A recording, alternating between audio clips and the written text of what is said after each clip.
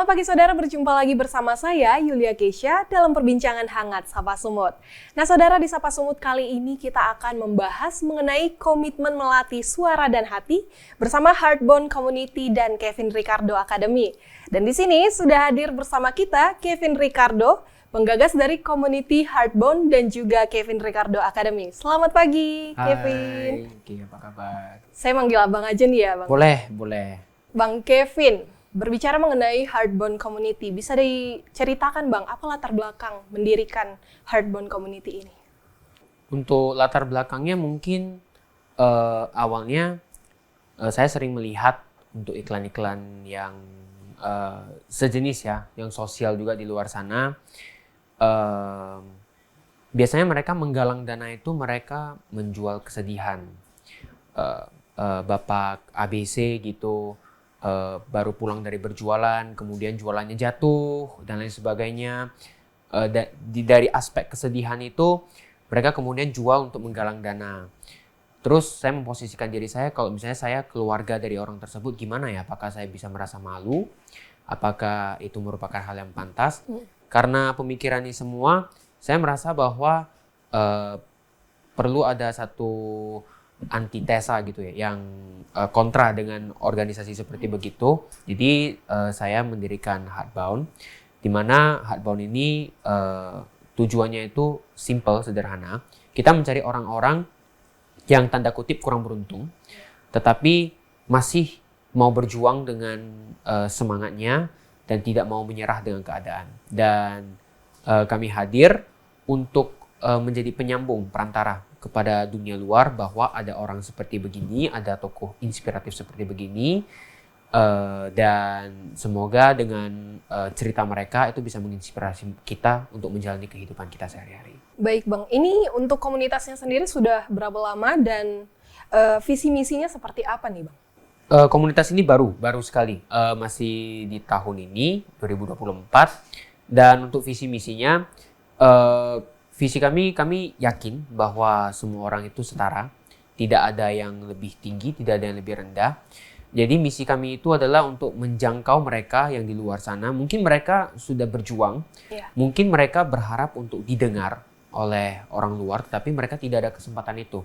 Jadi misi kita adalah menjadi orang yang menjangkau mereka, yang menyambungkan mereka dengan dunia luar di saat ini gitu. Baik, tadi Abang katakan menjangkau ya. Ini berarti memberikan bantuan-bantuan atau kegiatan positifnya seperti apa? Boleh diceritakan Bang? Untuk memberikan tanda kutip bantuan, kami sering menggunakan bahasa itu mengapresiasi mereka karena mereka sudah kerja keras. Kami tidak hanya sebatas memberikan bantuan yang cukup standar seperti sembako atau apa. Biasanya kami juga bisa berdiskusi dengan mereka, impian mereka itu seperti apa, ingin seperti apa. Jadi kadangkala kami berikan dalam bentuk uang tunai ataupun kemudian membantu mereka di aspek yang mereka perlukan gitu. Kalau untuk menyambung itu mungkin lebih ke documenting and so on gitu. Berarti ini dilakukan teman-teman ya. Sudah berapa anggota nih Bang di komunitas? Sejauh ini sekali lagi karena kami masih Baru. bayi ya, Iya. masih bayi. Sejauh ini mungkin ada belasan lah. Belasan. Lalu belasan itu nantinya secara ini ya Bang, terencana untuk mencari teman-teman yang ada di jalanan. Biasanya mereka menjadi, kalau saya menyebutnya di pertemuan kami itu mata. Ketika kami ada di jalan atau apapun itu, kalau melihat sosok seperti begitu, biasanya kami lapor di grup. Di jalan ABC ada orang nih yang bisa kita bantu dan seterusnya seperti begitu. Kalau dari Bang Kevin sendiri nih melihat respon masyarakat ketika melakukan kegiatan-kegiatan positif, memberikan bantuan, itu seperti apa responnya Bang? Responnya bagus banget sih, karena mereka itu mungkin selama ini merasa tidak ada yang bisa dipelajari dari mereka, tidak mengetahui kisah hidup mereka dan seterusnya. Tetapi dari Heartbone sendiri, setelah kami mulai mendokumentasikan, setelah kami mulai menceritakan perjuangan dari orang tersebut, banyak yang merasa bahwa ternyata kehidupan ataupun kesulitan yang kita hadapi sekarang itu masih belum apa-apanya lah kita masih diberikan banyak sekali berkat dan harusnya bisa berjuang lebih keras dan membantu mereka yang ada di luar sana. Ada cerita menarik gak Bang dari teman-teman atau masyarakat yang dibantu gitu? Kalau cerita menarik mungkin ada salah satu episode kami, mungkin episode kedua ya, itu tajuknya Warna Kehidupan. Jadi di daerah Medan sendiri ada satu jalan Damalik, itu ada badut yang berjualan balon. Kalau mungkin teman-teman di luar sana mungkin pernah lihat ya, badut berjualan balon. Itu di belakang badutnya itu ada tulisan balon 2000. Balon 2000. Ya, jadi ketika sebelum kami membantu, biasanya kami survei dulu. Badut ini ternyata kalau misalnya dibilang perlu bantuan, itu ternyata tidak terlalu perlu. Karena ketika kami survei, itu setiap 5 menit sekali, pasti ada mobil yang berhenti memberikan bantuan. Kemudian, ada satu hal yang membuat kami itu langsung klop harus membantu badut ini untuk maksudnya menyambung dia ke dunia luar. Setelah dia menerima bantuan-bantuan tersebut, badut tersebut kemudian masih lanjut berjalan, dan dia bertemu dengan seorang becak dayung. Kemudian dia mengambil barang yang dia terima tadi, dia membagikan kepada kembali, kepada tukang-tukang becak di sekitarnya. Yeah. Kemudian ketika kami sudah memastikan bahwa penjual balon ini adalah salah satu toko inspiratif di Heartbound, kami sempat berbincang juga, dan statement yang dia berikan adalah, Tuhan sudah memberikan berkat kepada saya juga harus menjadi perpanjangan tangan Tuhan untuk orang-orang di sekitar saya. Jadi itu mungkin menyentuh kami banget, dan sampai hari ini itu sudah ada pernah temannya teman saya, itu setiap kali melihat badut di jalan tersebut, labelnya ini cukup lucu sih, badut Heartbound katanya. Badut Heartbound. Ya, jadi melalui ini sebenarnya kami sadar bahwa we are on the right track sih, gitu. Berarti berdasarkan terinspirasi juga nih ya Bang ya?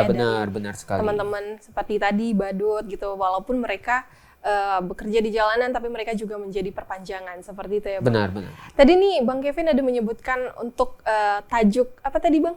Warna Kehidupan. Warna Kehidupan. Selain itu ada program apa lagi nih Bang dari Heartbound Community? Itu untuk yang setiap episode toko inspiratif kami berikan judul-judul yang sesuai dengan pekerjaan mereka. Ada Warna Kehidupan, ada Manisnya Harapan, dan lain sebagainya. Selain program membantu orang luar, untuk internalnya kami sendiri, kami itu sering melakukan brainstorming, discussion, not about the project, tetapi lebih ke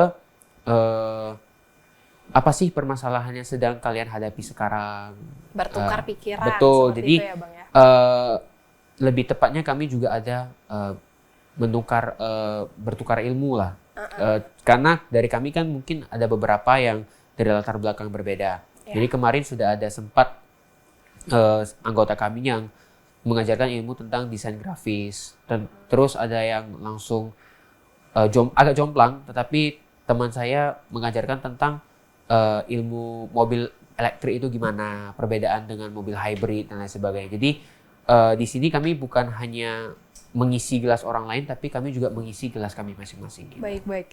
Berarti selain melakukan kegiatan bantuan, juga dari komunitas Heartbound ini ada kegiatan positif lainnya ya, Bang? Seperti sharing-sharing ilmu, seperti itu ya. Benar sekali. Kalau tadi ini cerita dari teman-teman yang dibantu, tapi kalau dari teman-teman komunitas Heartbound ini kira-kira ada nggak Bang yang contoh nih, dia tuh ketika sebelum melakukan bantuan sama setelah itu menjadi berbeda perspektifnya terhadap seseorang atau gimana? Mungkin di episode pertama kami ya, episode perdana kami itu bahan bakar kehidupan aku nggak salah ya. Kami menjangkau seorang penjual tukang bensin eceran. Jadi beliau ini sudah tua, 70 tahun, tidak ada keluarga di sisinya.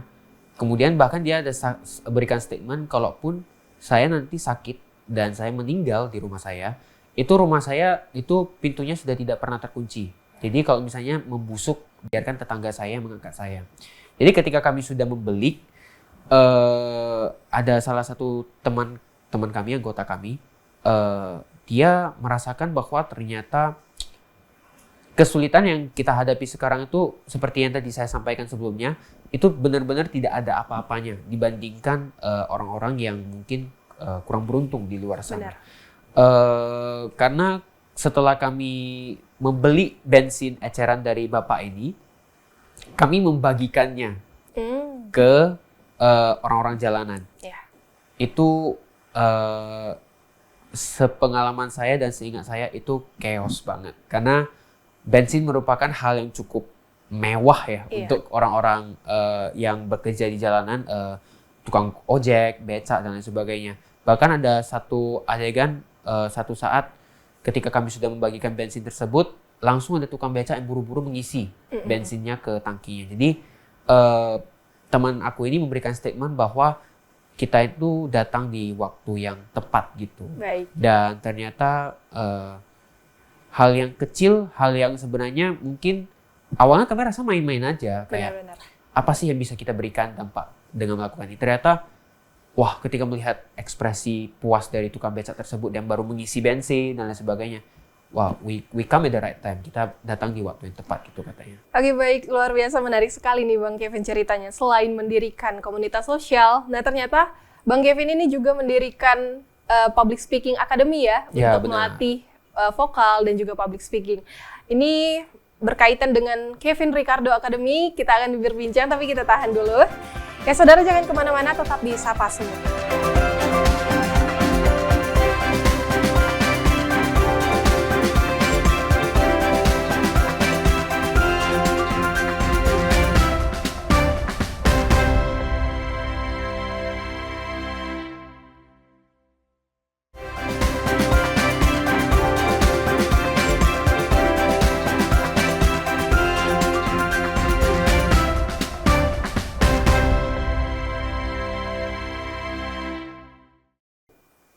Ya saudara, masih bersama saya Yulia Keisha dalam Sapa Sumut.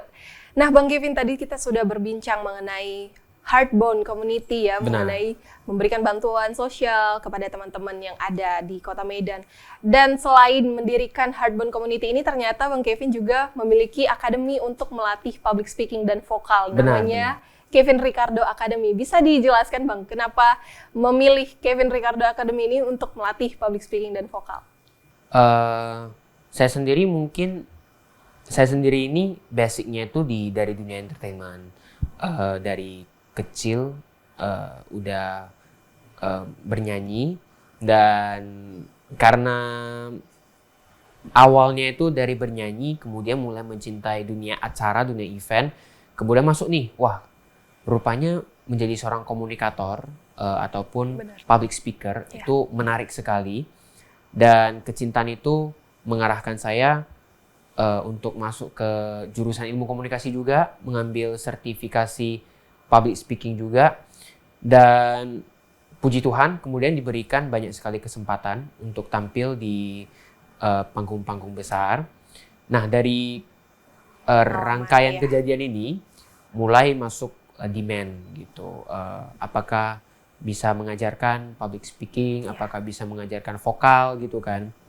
Dan kemudian daripada banyak sekali music course ataupun public speaking course di luar sana, saya berpikir daripada saya bergabung, I think it's better for me untuk bisa mendirikan sesuatu yang hasil dari saya sendiri, dan atas dasar pemikiran-pemikiran inilah barusan saya mendirikan Kevin Ricardo Academy.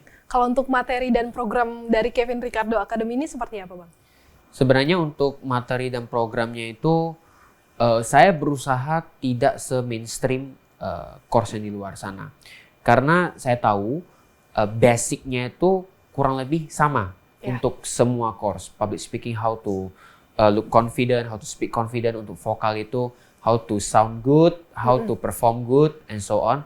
Tapi untuk materi dan program dari akademi saya ini sendiri, sebenarnya saya rancang dari kegagalan-kegagalan saya yang pernah saya alami di atas pentas, di depan publik, saya ringkas menjadi poin-poin dan solusinya itu agar teman-teman di luar sana tidak mengulangi kesalahan yang sama dari saya sendiri. Jadi itu yang membedakan materi dan program dari Kevin Ricardo Academy sendiri ini sih.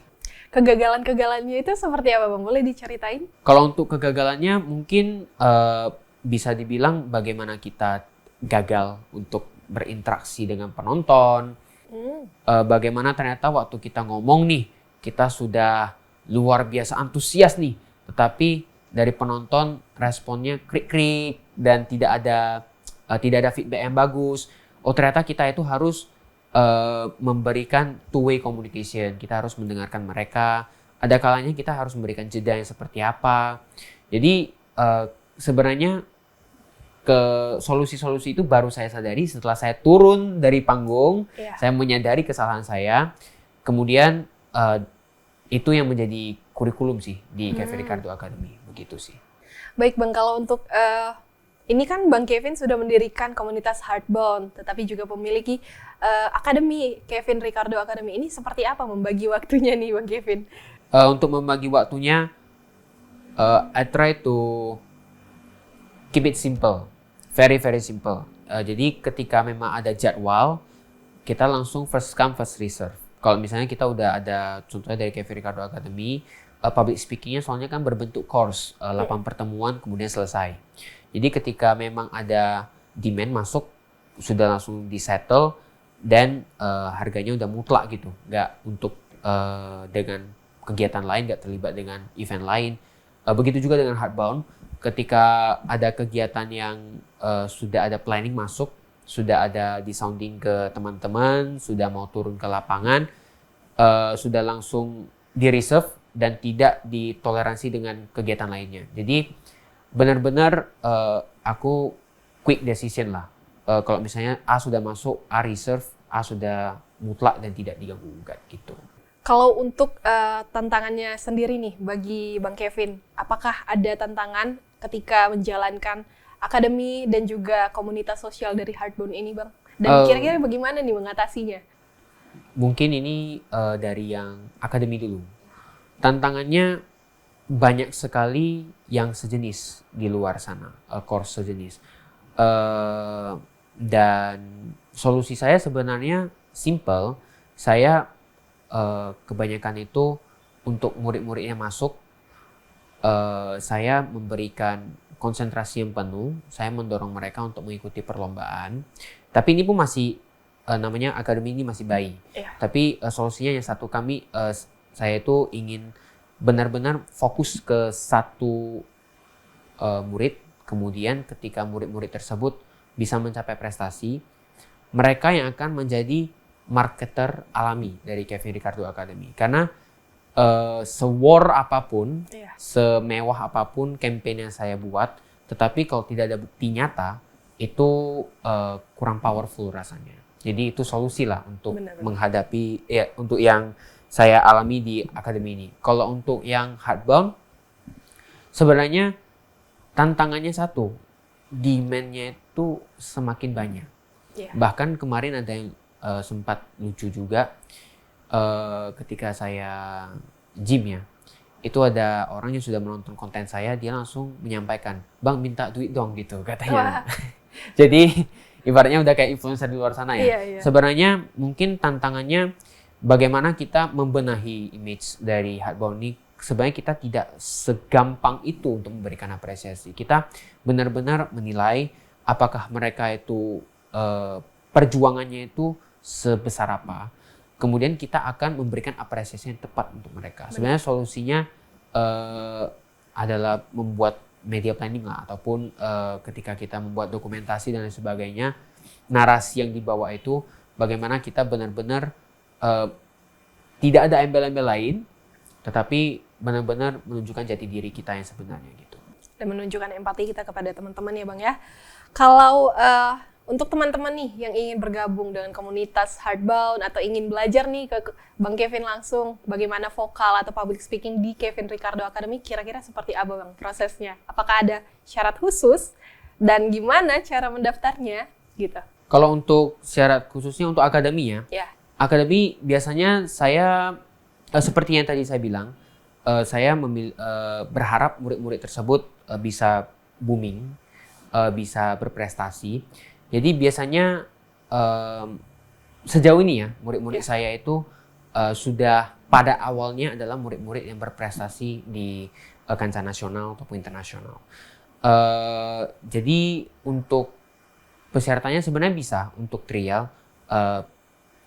Biarkan saya untuk mengakses dulu. Maksudnya peluang ataupun power dari kamu itu gimana. Dan kalau memang misalnya kita berjodoh, kalau memang bisa kita jalankan, barusan saya jalankan program mentoring untuk murid tersebut ataupun peserta di akademi ini. Kalau untuk Heartbound sendiri, kami saring betul orang-orang yang sefrekuensi dengan kami. Karena kemarin sempat ada yang melenceng, udah mau masuk, tapi memberikan arahan yang lain atau sejenisnya seperti begitu. Jadi untuk yang benar-benar mau masuk ke Heartbound ini, itu biasanya sampai hari ini itu masih dari mulut ke mulut. Jadi dari referensi, contohnya dari teman saya nih, si A ini orangnya baik dan ingin berjuang untuk kebaikan.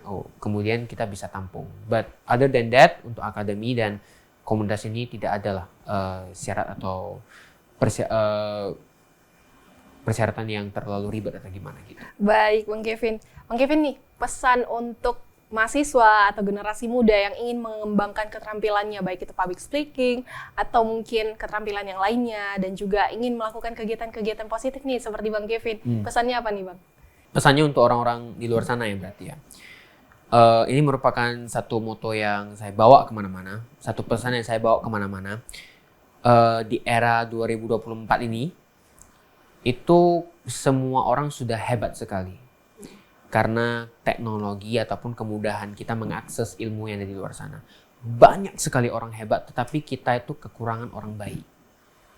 Jadi melalui kesempatan ini ya, saya ingin mengajak teman-teman di luar sana, it's okay, kalau kamu hebat, kamu itu sudah luar biasa, tetapi jadilah orang baik di lingkungan kamu. Because dunia itu sekarang lebih perlu orang-orang baik, itu sih. Baik, luar biasa. Terima kasih Bang Kevin atas waktunya. Terima kasih. Ya saudara, demikian perbincangan kami mengenai komitmen melatih suara dan hati bersama penggagas dari Heartbound Community dan juga Kevin Ricardo Academy. Mudah-mudahan dapat menambah informasi bagi saudara semua. Saya Yulia Kesha mewakili kerabat kerja yang bertugas pamit undur diri. Tetap saksikan Sapa Sumut selanjutnya hanya di Kompas TV, independen, terpercaya.